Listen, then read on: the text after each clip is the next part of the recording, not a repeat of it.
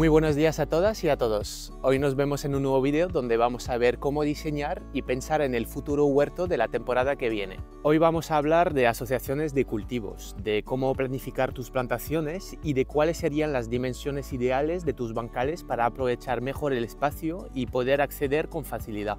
La idea es darte los mejores consejos si estás empezando un huerto nuevo o simplemente si estás pensando en planificar la temporada que viene.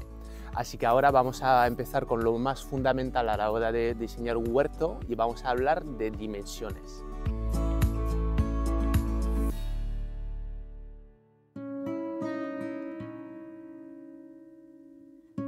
Para tener un huerto organizado y productivo es importante delimitar bien tus bancales. Para poder circular necesitarás zonas de paso, es decir, los pasillos, que te servirán para traer materiales, sustratos o compost para abonar tus parcelas. Luego están las zonas de cultivo, que como bien sabemos son los espacios donde vamos a plantar.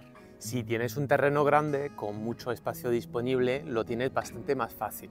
Puedes tener zonas de paso más grandes y circular sin muchos problemas. En cambio, si como yo tienes un espacio más reducido o simplemente si quieres aprovechar bien el espacio que tienes, tendrás que delimitar de manera consciente tus zonas de paso y tus zonas de cultivo. Y para eso existen varias formas de hacerlo. Hay personas que no trabajan con bancales definidos, es decir, cada año labran una tierra de tierra antes de plantar y cultivan en esa franja durante el tiempo que dura el cultivo. Al año siguiente, el antiguo bancal puede convertirse en un pasillo y viceversa. El pasillo puede convertirse también en una zona de cultivo. Es como si redefinieran las dimensiones de los bancales cada temporada. Otras personas prefieren definir distancias de bancales y zonas de paso de manera permanente, es decir, que siempre cultivan en el mismo sitio. Los pasillos se quedan como pasillos y las zonas de cultivo son únicamente para plantar. La idea de los bancales permanentes es intentar no pisar nunca las zonas de cultivos para evitar compactar el suelo. Es como crear una zona protegida que vamos a poder cuidar mejor. Vamos a aportar compost o otro tipo de materia orgánica para sobre todo conservar y cuidar la vida del suelo. Hay gente más artística que prefieren hacer curvas o espirales y otra gente que prefiere tenerlo todo en línea para que el huerto se vea más ordenado. Realmente la forma importa poco. Es verdad que los huertos en línea aprovechan un poco mejor el espacio, pero lo que sí que es importante es elegir bien el ancho de tus bancales. Si son demasiado anchos, te resultará más difícil para sembrar, cosechar o por si quieres trabajar tu suelo. En cambio, si son demasiado estrechos, podrías perder espacio y no llegar a cultivar tanto. Por eso interesa encontrar un buen equilibrio. En mi huerto utilizo dos dimensiones diferentes. Bueno, en realidad tres con los bancales elevados que miden 1 metro de ancho por 2 metros de largo. En los bancales que están en tierra, una medida que utilizo es 1,20 metro de ancho por 5 metros de largo. Para mí estas dimensiones son muy buenas por varias razones. Al tener 1,20 metro de ancho, dispones de unos 60 centímetros en cada lado para poder plantar y cosechar sin hacerte daño y sin necesidad de pisar el suelo. Además, con un pequeño salto puedes pasar de un lado al otro sin tener que dar toda la vuelta. Además, te permite planificar mejor tus plantaciones, que es un punto importante que veremos más adelante.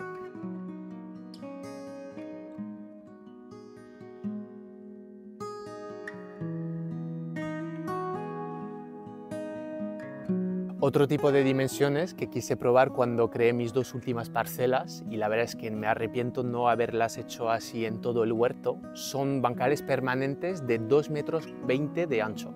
La idea es crear un bancal más ancho y dividirlo en dos bancales de 1 metro con una línea central de bardos para poder circular en el medio. Este mini pasillo central puede hacerse con ladrillos, con tablas de madera o, como en mi caso, con bardos, que son ladrillos finos de unos 30 centímetros de ancho por 60 de largo. La idea es que cada ladrillo sirva solamente para pisar el pie y poder circular. Como puedes ver, entre cada ladrillo he dejado un espacio de unos 30 o 40 centímetros para plantar una aromática o flores para tener más diversidad en el huerto.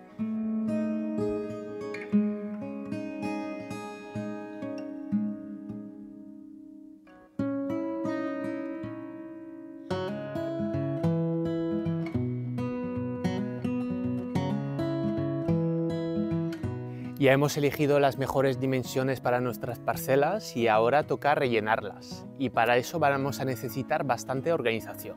Ya lo he comentado en otros vídeos, la organización es clave si queremos producir más. Hay que tener en cuenta varios factores como las distancias entre las plantas, el tiempo que tarda cada cultivo en crecer y la temporalidad de cada uno. La idea es ir plantando una cosa detrás de otra de forma constante y encontrar el ritmo adecuado entre sembrar y cosechar para tener siempre algo fresco que recoger en tu huerto. Para optimizar el espacio de tus bancales, el cultivo en líneas es muy interesante. Consiste simplemente en sembrar o plantar en líneas rectas, lo que te permite asociar diferentes cultivos, como veremos un poquito más adelante. Cultivar en línea ayuda a delimitar claramente el ancho del bancal y a organizar mejor los cultivos uno al lado del otro. En un bancal de 1,20 m de ancho suelen caber 2 o 3 líneas. Yo más de 3 líneas no te recomiendo hacer porque los cultivos se podrían quedar muy apretados y entrar en competencia.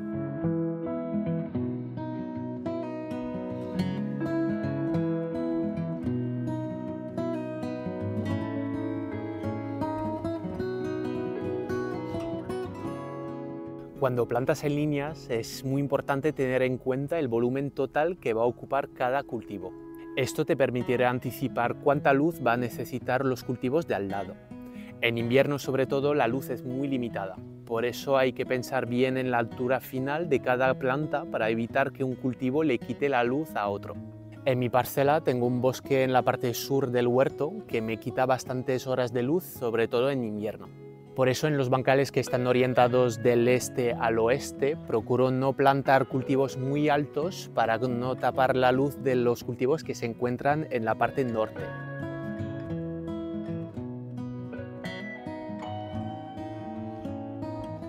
Lo que puede pasar también si no consideras bien el volumen total del cultivo es que algunos cultivos te puedan invadir el bancal entero o los pasillos o incluso en los bancales de al lado.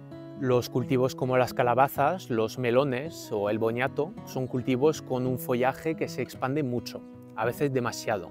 Si plantas estos tipos de cultivos en mitad del huerto pueden pasar dos cosas. En el mejor de los casos te puede servir de cubresuelo y conservará mejor la humedad, o directamente te pueden invadir los pasillos y no podrás circular en tu huerto. Por eso la mejor manera para evitar este problema es plantar estos cultivos en las extremidades de tu huerto para que todas esas hojas no nos molesten ni molesten a los cultivos de al lado. Para terminar con este punto, hemos hablado de la parte aérea de los cultivos, es decir, todo lo que son las hojas o lo que está en superficie, pero también es importante considerar lo que está bajo tierra. Hay cultivos de raíces poco profundas, como las cebollas o las lechugas, que se pueden apretar más con otros cultivos, y también cultivos con raíces que ocupan bastante sitio, como las habas, que tienen un sistema radicular muy grande y que a veces pueden ocupar mucho sitio bajo tierra. La idea es simplemente tener en cuenta que bajo tierra también pueden pelear el espacio, por eso tienes que respetar las distancias y no plantarlo todo muy junto.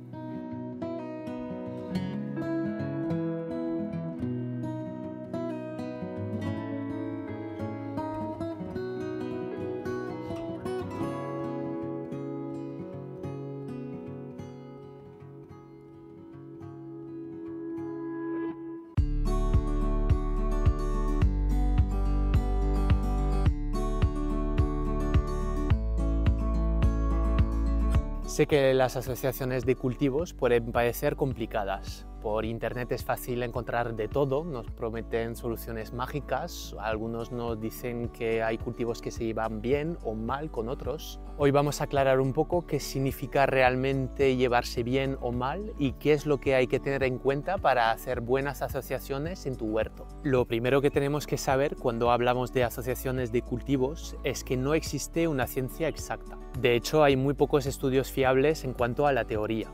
Lo que sabemos sobre el tema viene más de la práctica y de lo que hemos podido observar con los años. Lo que intentamos hacer realmente cuando asociamos varios cultivos juntos es reproducir lo mejor posible el equilibrio y la simbiosis que tienen los bosques naturales. En un bosque no existe el monocultivo. Existe una multitud de árboles, algunos más grandes que dan sombras, otros arbustos que sirven para cubrir el suelo, y es justamente lo que vamos a intentar reproducir en nuestro huerto. Pero tampoco se trata de tirar un puñado de semillas y esperar a que crezca el bosque natural. Cuando decides asociar 2 o 3 cultivos, primero tienes que tener en cuenta si un cultivo va a necesitar mucho o pocos nutrientes. Por lógica, no vamos a asociar 2 cultivos exigentes, como por ejemplo los tomates con las calabazas. Ambos son cultivos que necesitan bastantes nutrientes, como el nitrógeno y el potasio, y podrían hacerse competencia y no estarían a su pleno rendimiento. Por eso interesa más asociar un cultivo exigente como el tomate con otro cultivo que no necesita tantos nutrientes, como por ejemplo la lechuga. Lo que te recomiendo hacer es elegir un cultivo exigente como cultivo principal y alrededor plantar cultivos menos exigentes como para rellenar huecos.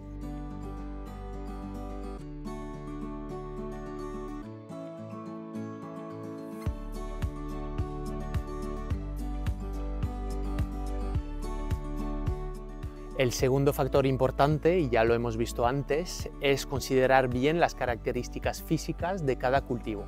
Hay cultivos rastreros que pueden servir para cubrir el suelo, otros que crecen bastante hacia arriba y algunos se quedan de altura media. Si tienes en cuenta bien estos espacios, puedes pensar tu huerto en 3D y aprovechar mejor cada rincón. Por ejemplo, puedes plantar en el centro de tus bancales cultivos altos como el maíz, que no necesita tutor, o judías para que trepen en una alambrada.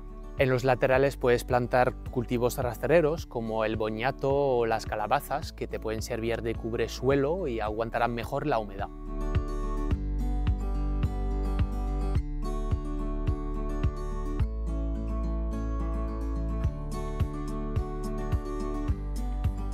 El último punto importante es la diversidad para limitar la propagación de enfermedades. Esto no es una ciencia exacta, sino un poco de lógica. Sabemos que muchas enfermedades afectan a cultivos de la misma familia. Y si plantamos varias especies que son de la misma familia muy juntas, es más fácil que una plaga o un hongo se propague más rápido. Además, algunas plantas pueden ayudar a repeler plagas. Por ejemplo, muchas aromáticas con su aroma pueden desorientar a muchas polillas y proteger los cultivos de alrededor. Por eso, si puedes, yo te animo a plantar muchas aromáticas en tu huerto, porque además de repeler plagas, también lo puedes utilizar tú para cocinar. En resumen, en una asociación de cultivo no hay una fórmula exacta. Se trata más de observar y de probar, teniendo en cuenta todo lo que hemos visto antes. Por ejemplo, yo había leído que el hinojo se llevaba mal con la mayoría de los cultivos y que podía frenar el crecimiento de las plantas de al lado.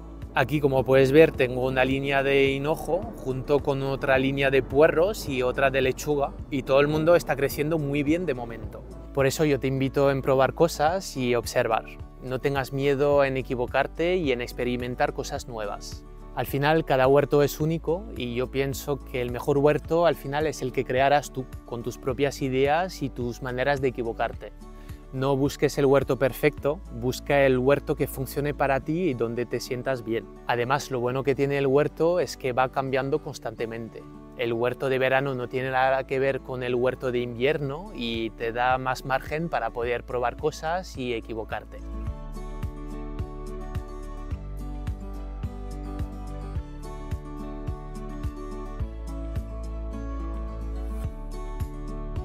Y con esto termino el vídeo de hoy. Muchísimas gracias por haberme escuchado. Te deseo lo mejor para tu huerta, pásatelo muy bien y nos vemos muy pronto en próximos vídeos. ¡Chao!